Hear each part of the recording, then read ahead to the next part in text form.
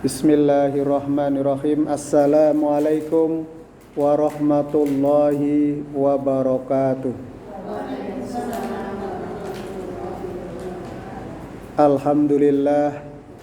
Alhamdulillahilladzi arsala rasulahu bil huda wa dinil haq liyudhhirahu 'ala dini kullihi wa kafa billahi syahida.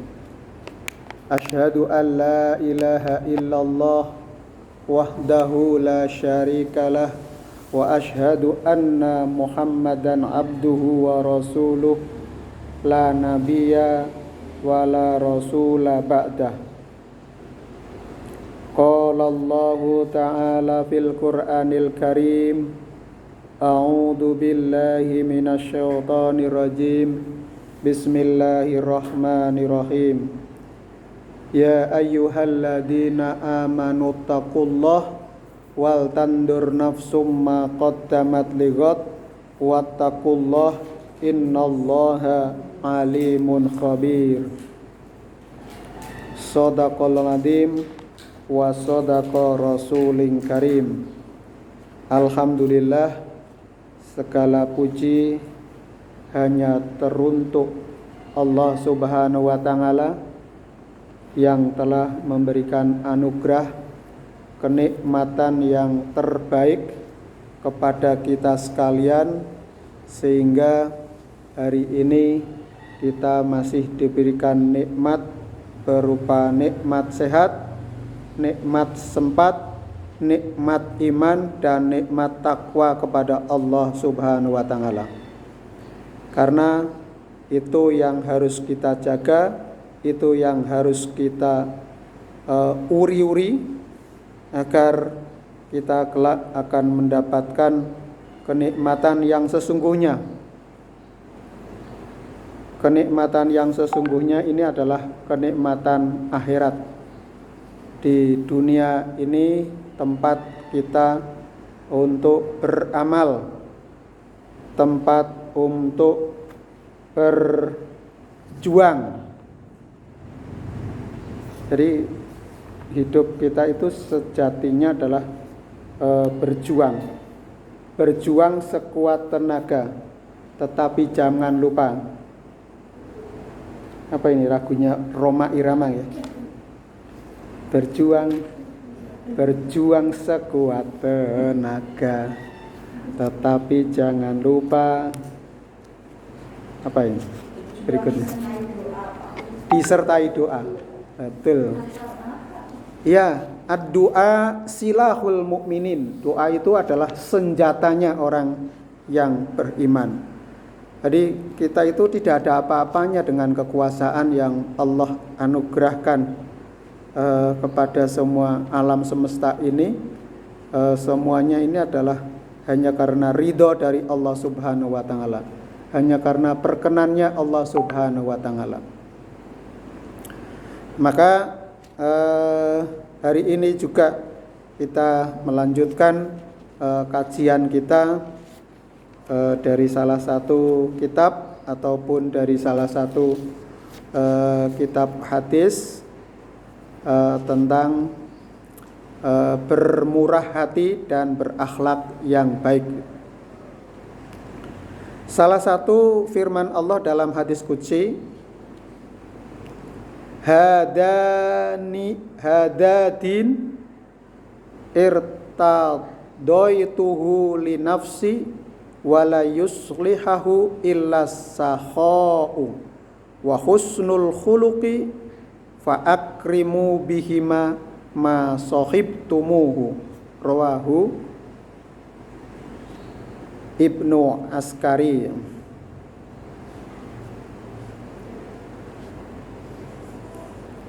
Rawahu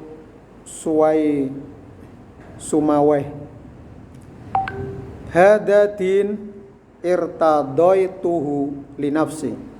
Ini adalah agama yang telah kuridhoi untuk diriku sendiri. Wala yuslihahu illa sakha'u, dan tidak dapat dimanifestasikan kecuali dalam perbuatan murah hati, wa husnul khuluq fa akrimu bihima ma sahibtumuhu. Jadi tidak dapat dimanifestasikan kecuali dalam perbuatan murah hati dan akhlak yang baik. Fa akrimhu, karena itu fa akrimhu bihima ma sahibtumu. Karena itu jadikanlah mulia dengan kedua sifat itu selama kalian menganutnya. Hadis qudsi riwayat Sumawai Ibnu Adi, Uqaili Khuraiti Khatib dan Ibnu Asakir dan Rafi dari Anas radhiyallahu an. Jadi Allah Subhanahu wa taala telah memilih agama Islam untuk dirinya sebagai agama yang diridhoinya. Karena itu tidak akan menerima dari hambanya selain dari agama Islam itu. Sesuai dengan ayat dalam firman Allah surat Ali Imran ayat 83.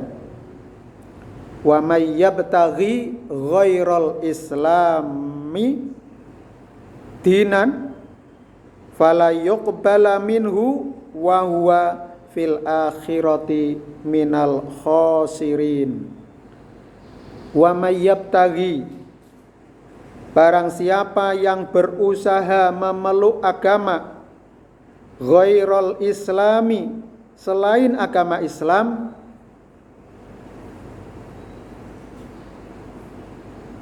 ghairal islami dinan fala yuqbala minhu, daripadanya tidaklah akan diterima agamanya, wa huwa fil akhirati minal khasirin, dan di akhirat dia termasuk orang-orang yang rugi. Jadi yang menyatakan agama Islam itu agama yang diridhoi oleh Allah itu adalah Allah sendiri. Dalam surat Ali Imran ayat 85.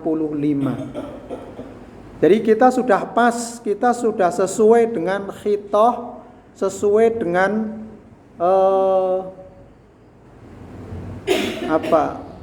jalan yang ditentukan oleh penciptanya. Jadi kalau setiap pencipta sesuatu itu diiringi dengan guidance ataupun buku panduan atau buku yang bisa merawatnya, maka inilah agama Islam. Maka siapa yang memeluk agama Islam, dia adalah yang diridhoi oleh Allah. Sebaliknya, wa may yabtaghi ghairal Islam, wa may yabtaghi ghairal Islam dinan fala yuqbala minhu wa huwa fil akhirati minal khasirin. Maka orang yang tidak meyakini dan tidak memeluk agama selain Islam, mereka tidaklah akan diterima agamanya di akhirat dan termasuk orang-orang yang rugi. Jadi orang-orang yang rugi itu diantaranya adalah orang yang tidak beriman kepada Allah Subhanahu wa taala, tidak mentauhidkan Allah Subhanahu wa taala. Nah, manifestasi orang yang mengenal agama Islam ini akan tampak dalam kehidupan sosialnya. Dia selalu bermurah hati dan berakhlak yang baik. Penganutnya diharapkan menjaga dan memelihara kedua sikap hidup itu dan meningkatkannya selama hayat di kandung badan. Jadi murah hati itu gampang itu. Tidak harus berada, tidak harus berpunya.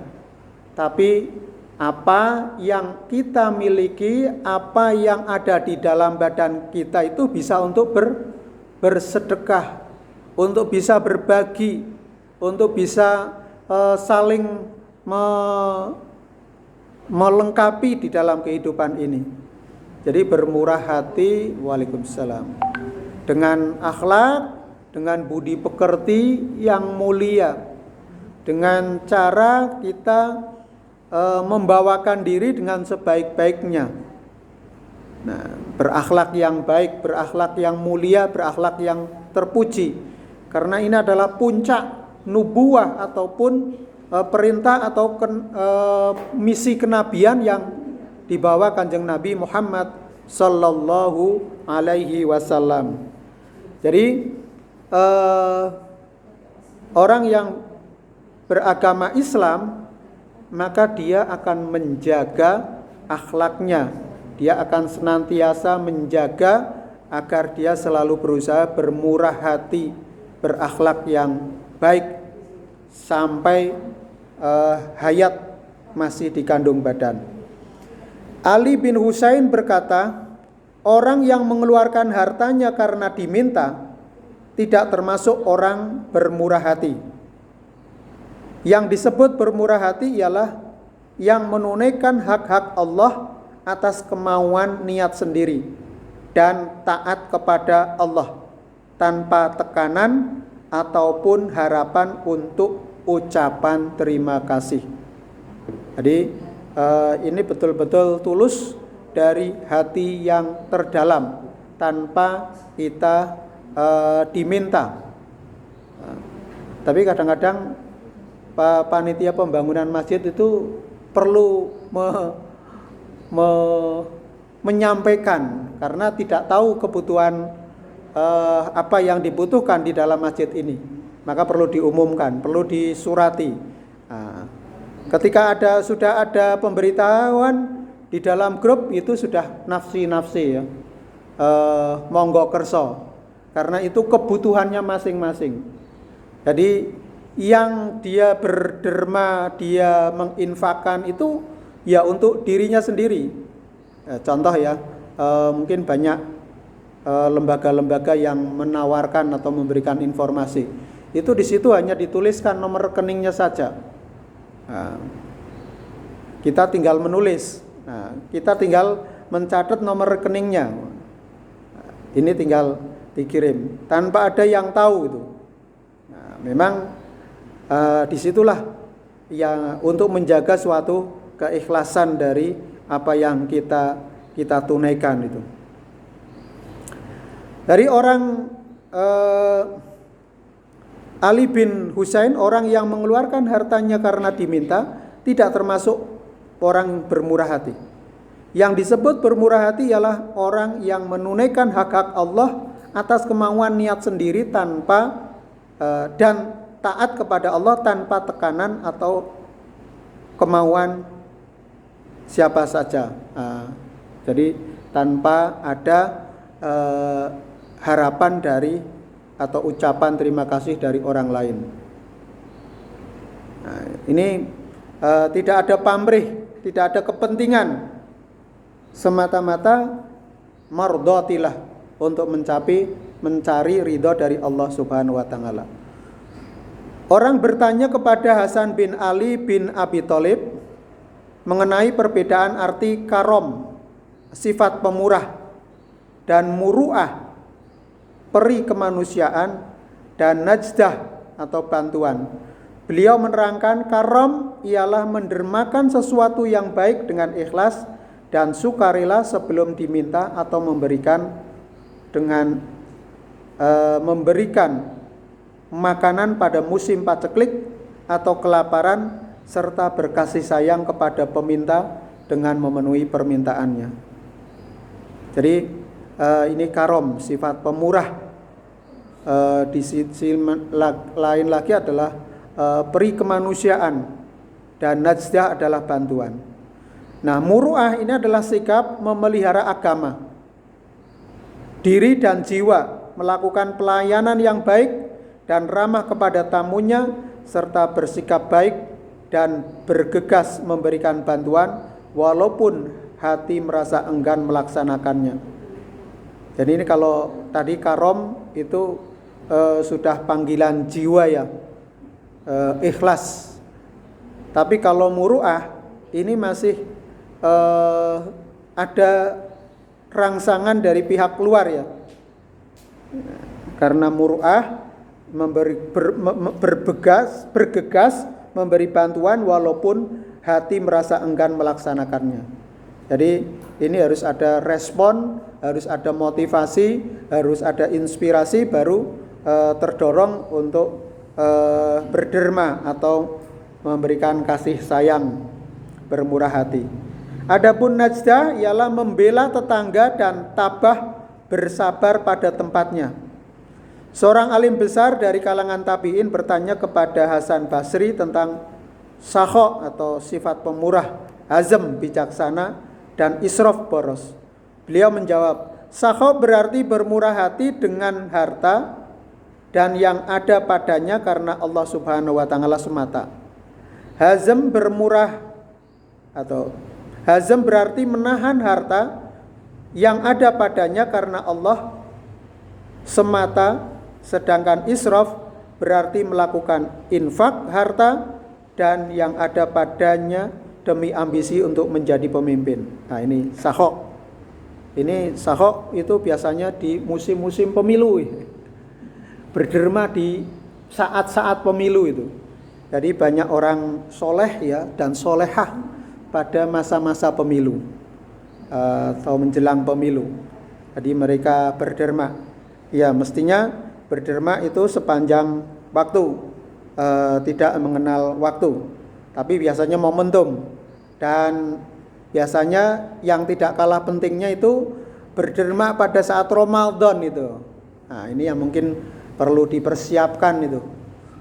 Amunisinya harus banyak.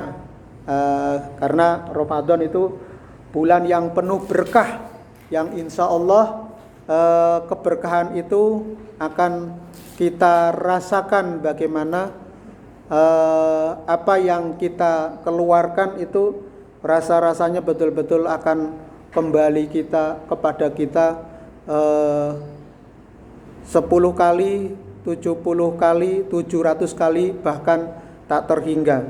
Jadi kita membelanjakan sedikit tetapi balenannya atau intu-intuannya itu sangat besar. Itulah di bulan Ramadan yang sebentar lagi kita akan menyambutnya. Maka melalui majelis taklim ini kita sedang mengasah pedang itu.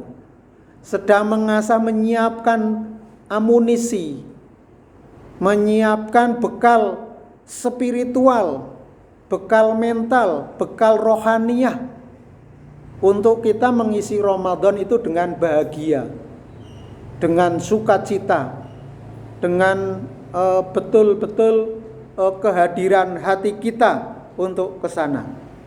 Nah, maka Ramadan sebagai bulan yang kita nanti-nantikan ini akan memberikan kepada kita anugerah kenikmatan, dan kita syukuri kita sudah berada di bulan Sya'ban. Sudah bulan Sya'ban yang insya Allah berdasarkan hisab sudah bisa diketahui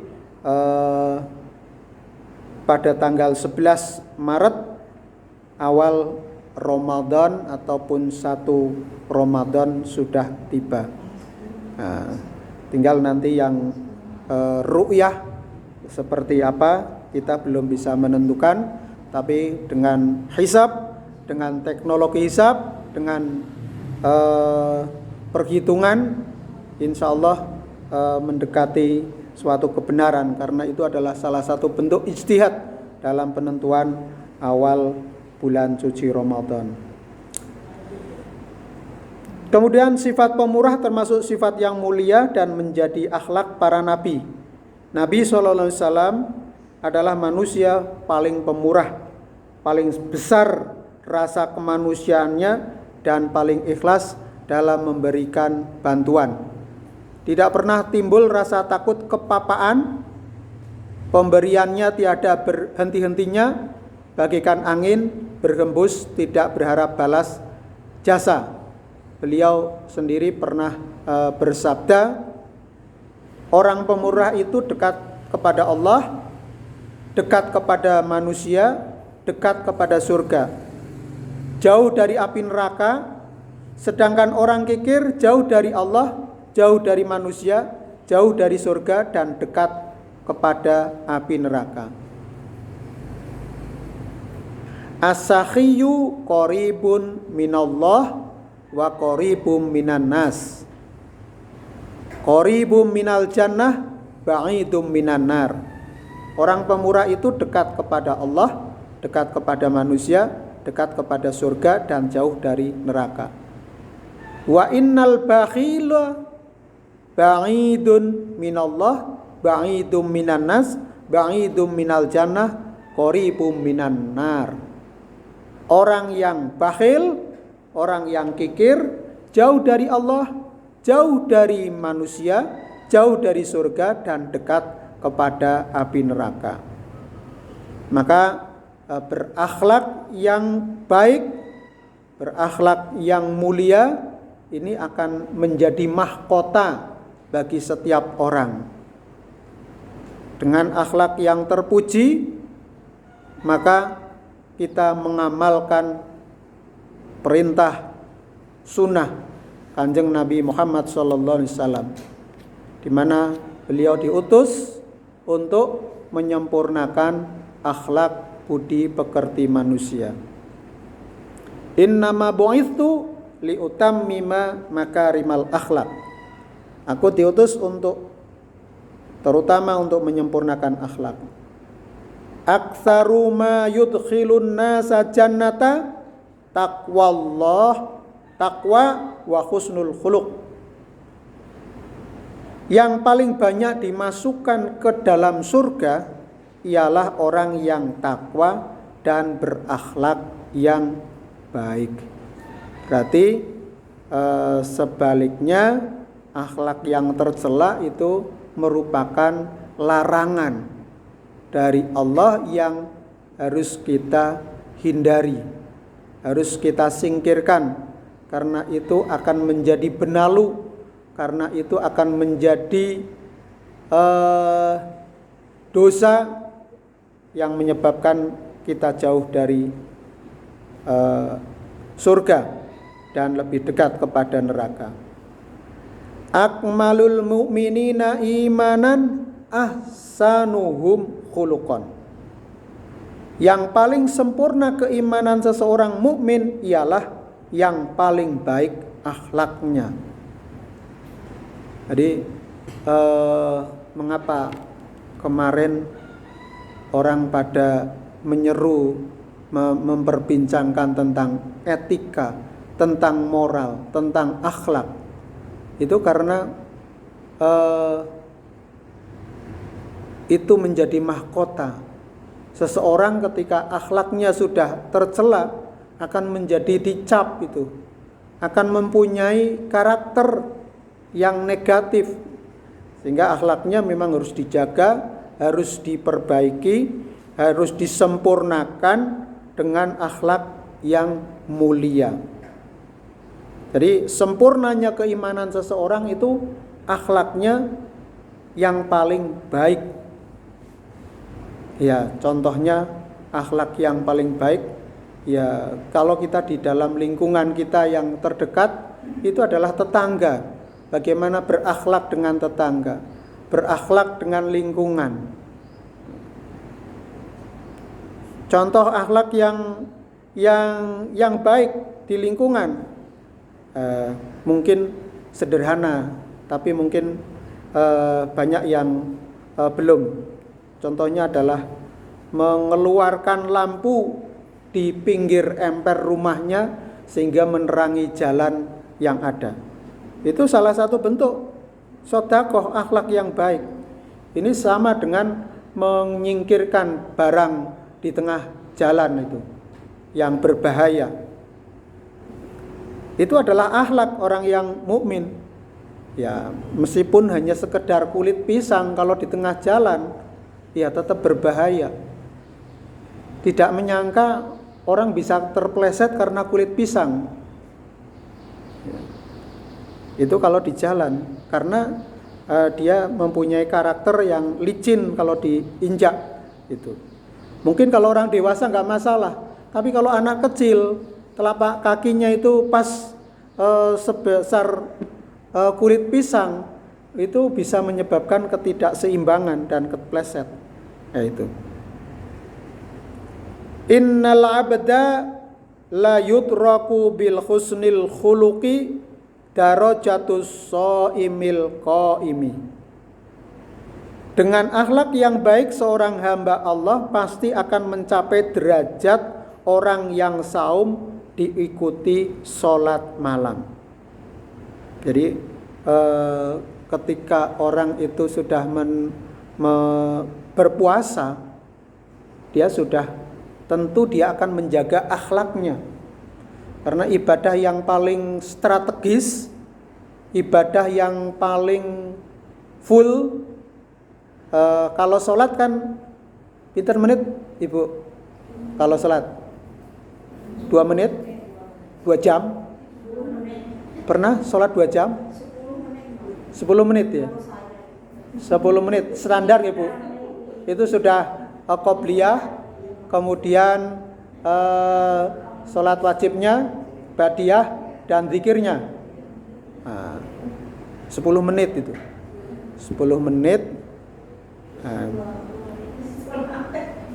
Itu 10 menit. Tapi kalau puasa berapa menit?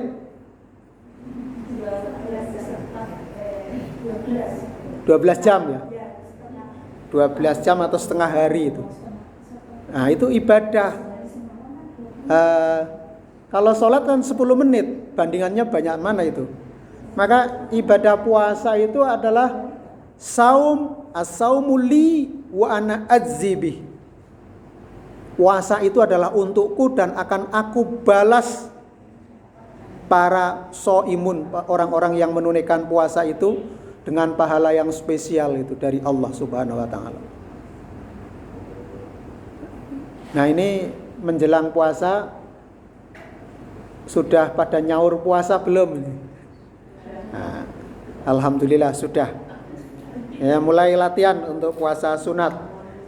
Jangan sampai setahun setelah puasa tidak ada satu puasa sunnah pun yang kita tunaikan. Nah, ini. Jadi derajat dengan akhlak yang baik seorang hamba, Allah pasti akan mencapai derajat orang yang saum diikuti sholat malam. Ini berat kabeh. Puasa ya berat, sholat malam ya berat. Jadi yang bisa memberikan amalan ini dengan dawam secara terus menerus istiqomah. Kalau kita sensus setahun berapa hari Bu? 365 hari.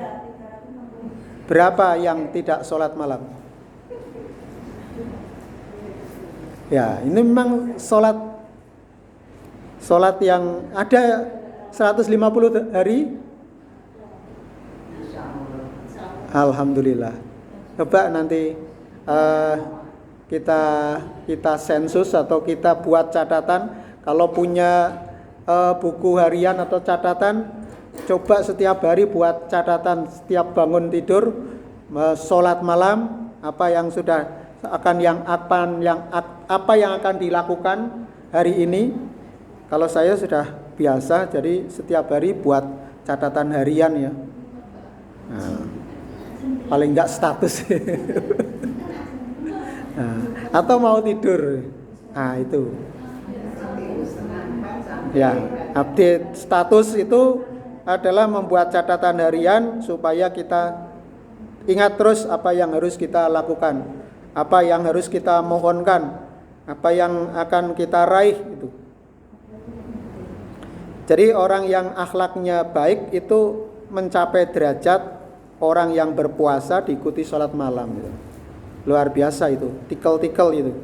Makanya orang yang menunaikan sholat malam itu maqamah mahmuda. Jadi mahmuda itu tidak hanya di antara manusia saja, tetapi adalah lebih mulia di sisi Allah itu. Sehingga akan diberikan kemudahan. Insya Allah akan diberikan solusi setiap masalah yang dihadapinya. Jadi husnul khuluq, Hasan Basri ditanya, husnul khuluq itu apa? Apa yang dimaksud husnul khuluq? Husnul khuluq berarti sifat pemurah, suka memberi, sanggup menanggung segala risiko. Maka husnul khuluq berarti memberi serta ramah tamah. Abdullah ibnul Mubarak, seorang ahli hadis yang sangat takwa dan sangat disegani pada masanya, menyatakan bahwa husnul khuluq berarti bermanis muka, memberi yang baik dan menahan segala gangguan. Nah, ini luar biasa ya. Kita harus memproteksi diri kita dari segala gangguan yang negatif. Maka kita harus menciptakan diri kita itu menjadi berakhlak yang terpuji, yang mulia, yang bisa membawakan diri dengan sebaik-baiknya. Imam Ahmad bin Hambal menyatakan bahwa husnul khuluq berarti tidak pernah marah ataupun mendendam. Wah, ini kalau dendam isi sok-sok nggih. Titik-titik ya. Nah, apalagi bar pemilu seperti ini ya, masih ada pingget-pingget itu, masih terngiang-ngiang kata-kata yang wah luar biasa. Jadi menjanjikan kata-kata yang menjelek-jelekkan ya. Ya sebenarnya ada kata-kata mutiara yang perlu kita ingat itu. La tahtakir mandunaka falikulli syai'in maziyah. Janganlah kalian menghina seseorang atau orang lain, karena belum tentu orang yang kita hina itu adalah lebih rendah martabatnya dari kita. Kalau sebaliknya, mereka adalah lebih tinggi martabatnya, lebih mulia dari apa yang kita sangka. Ini maka kita harus memang husnul khuluq, tidak pernah marah ataupun mendendam. Piye lah aku diloroni gimana ora loroi gimana? Aku dikata-katain. Pasti cenderung kita akan merespon dengan kata-kata. Maka kita harus segera istighfar, memohon ampun ya para caleg dan para pemimpin, calon pemimpin ya. Kemarin yang berkampanye itu mungkin segera istighfar ya. Karena kemarin menjelek-jelekan orang lain, menjelek-jelekan lawan, mencari kelemahan-kelemahan, mencari kejelekan-kejelekan untuk mempromosikan dirinya bahwa dirinya adalah kecap nomor 1. Kecap nomor 1, tidak ada kecap nomor 2 itu ya. Ya, ini. Dalam riwayat lain dikemukakan bahwa husnul khuluq berarti dapat menanggung resiko segala perilaku dan tindakan orang lain terhadapnya. Ya, ketika dapat serangan-serangan negatif, maka harus memproteksi, bukan untuk membalas dengan kejelekan, tapi kejelekan dibalas Nabi. Akhlaknya Nabi luar biasa itu, sehingga para musuh-musuhnya yang mereka terbuka hatinya akan berbalik 1000% untuk mengagumi akhlaknya Nabi. Yang dulunya ingin membunuh, begitu dia tahu akhlaknya, berbalik, ingin dipeluk lah, ingin disayang Nabi lah. Itu karena keluhuran akhlaknya. Bila para pemimpin-pemimpin bangsa di dunia seperti Kanjeng Nabi itu, maka tidak akan ada pertumpahan darah, tidak ada perperangan, tidak ada konflik.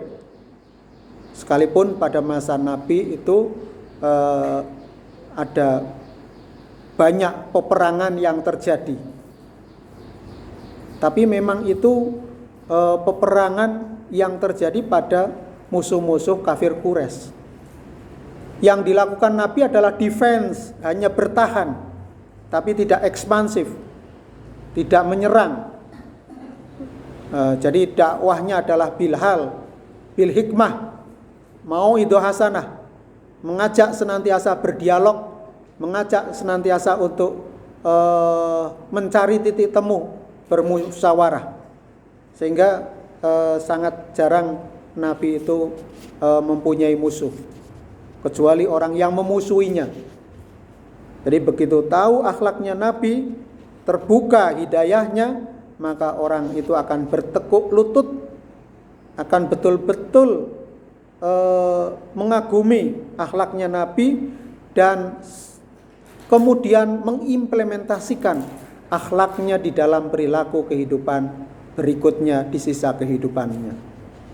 Inilah bila kita merujuk kepada akhlak yang dicontohkan oleh Kanjeng Nabi Muhammad SAW, seperti halnya jujur dan amanah. Ini prinsip yang penting. Yang keduanya mencerminkan integritas dan kepercayaan.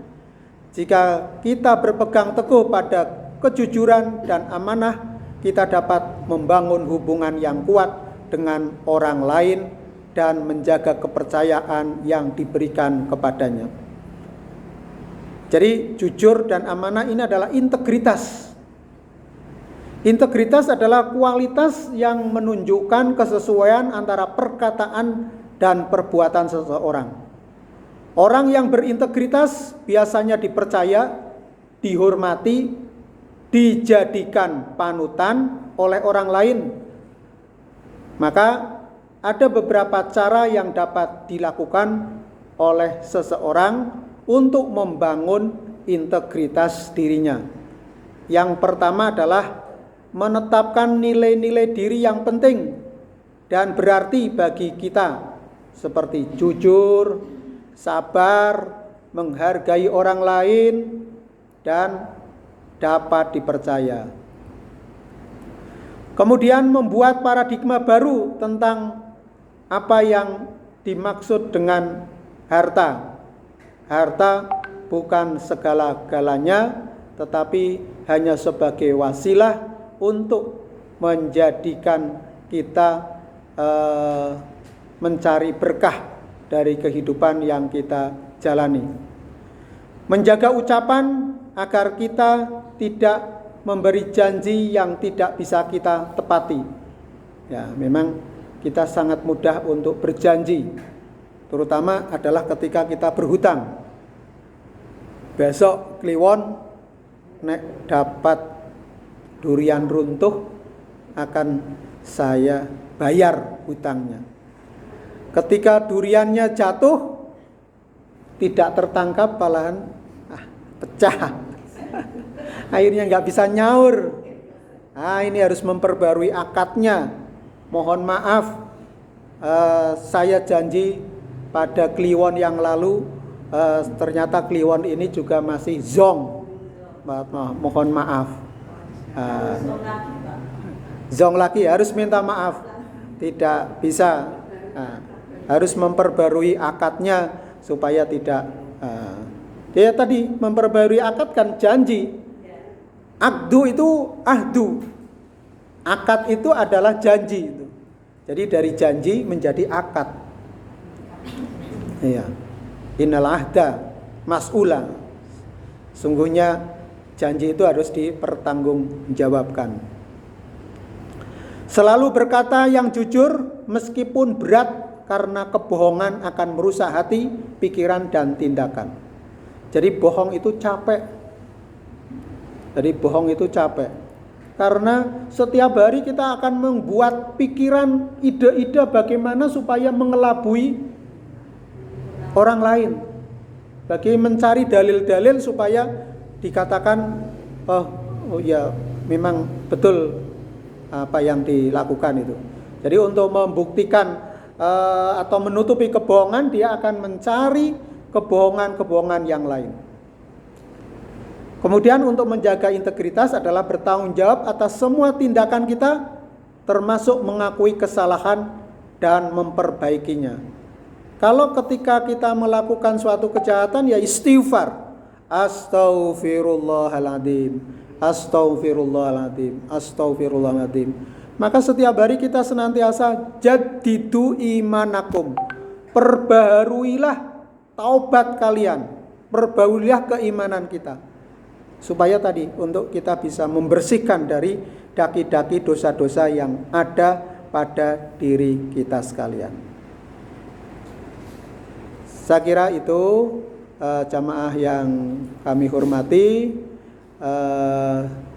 dengan kita bermurah hati dan berakhlak yang baik, maka insya Allah hidup kita akan nyenyak ya, akan nyaman, akan harmonis, akan damai, akan sejuk, akan enjoy ya, akan gembira. Gak ada beban-beban psikologis yang ada di dalam hati kita. Jadi kita bisa antara pikiran dengan hati itu sebangun, seia dan sekata, seirama, senada, seirama. Jadi kalau musik itu kalau pas nada-nadanya itu enak didengarkan. Omongan juga begitu. Omongannya itu sesuai dengan yang dilakukan cemis gitu istilahnya. Cocok. Baju kalau dipakai sesuai dengan kita ukurannya itu akan pas. Begitulah akhlak yang mulia, akhlak yang terpuji, insya Allah menjadi karakter kita. Kalau ada akhlak-akhlak yang tercela, kita kikis, kita singkirkan, kita sempurnakan dengan akhlak yang terpuji, dan insya Allah akan memberikan keselamatan kepada kita sekalian. Terima kasih, mohon maaf atas segala kekurangannya. Wal afu minkum billahi fisabilil haq. Billahi taufiq wal hidayah. Wassalamualaikum warahmatullahi wabarakatuh.